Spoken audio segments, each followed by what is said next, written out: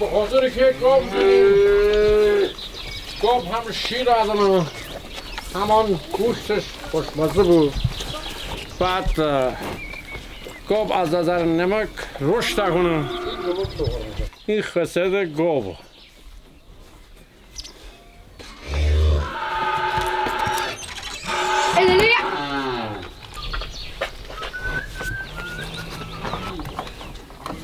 تو باش پستا آره گوتر ترسره زنه بچورا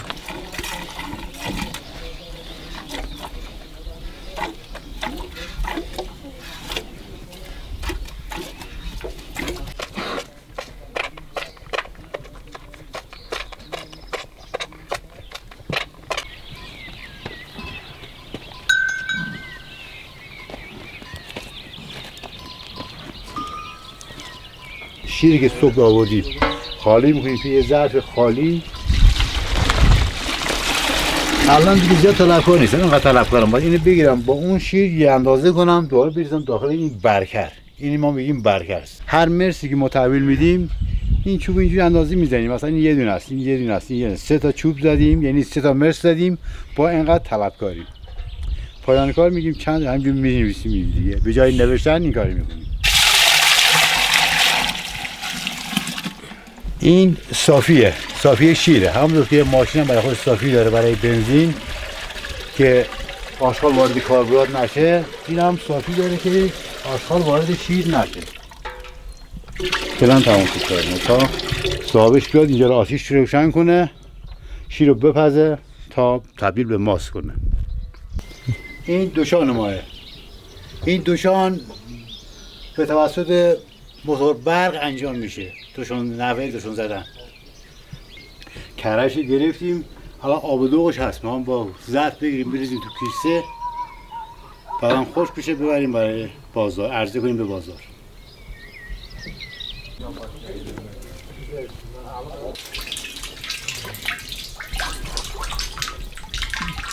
این دوغ دیگه طبیعیه برای خوردن بهتر از این موقعیته، چون که یکم ترشه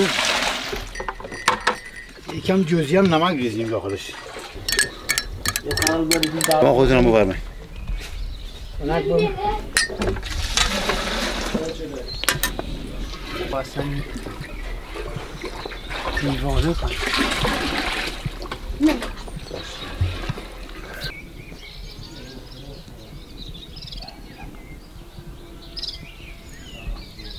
اینجا با خاطر اینکه بهداشت رعایت کنیم کفش بیرون ما رو در میاریم، دمپایی مخصوص داریم برای اینجا، با دمپایی بریم بالا که بهداشت رعایت کنیم. خوش کردن دوغ به این شکله که سنگ‌ها رو برمی‌داریم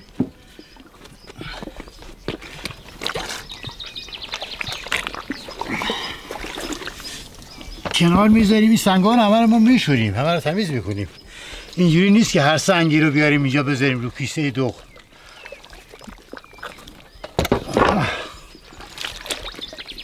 قبلا پر بود، آبش چکیده شد به این شکل در اومد.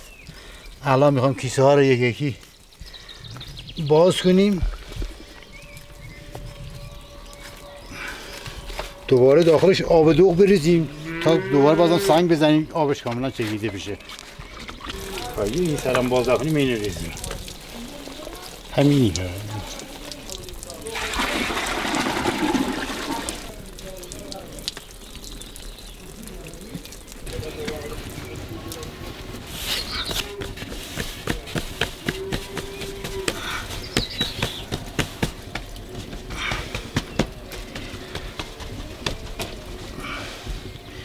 این ماسته میذاریم روش که نون تمیزتر در بیاد، هم بامزه میشه. این سر ماسته.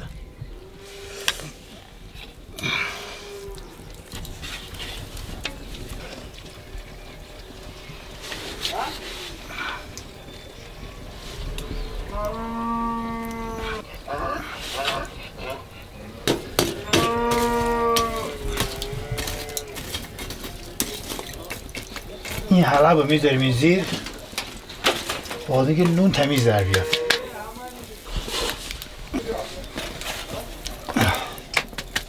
یه تشت بیارم روش بذارم.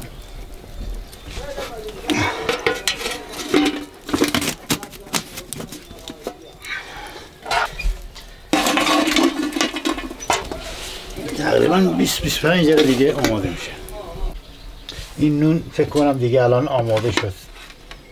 باید برگردونیم تا ببینیم هر دو طرف آماده شد یا یه طرف. این طرف دیگه کاملا آماده است. با دست برمیگردونیم. نه دیگه کاملا آماده شد نون.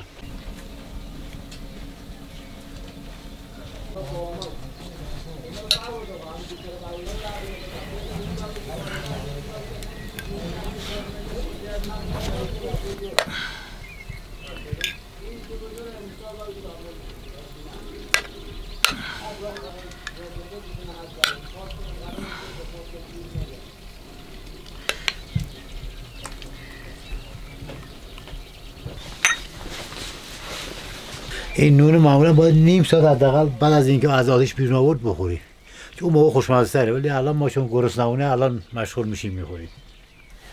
بفرمایید.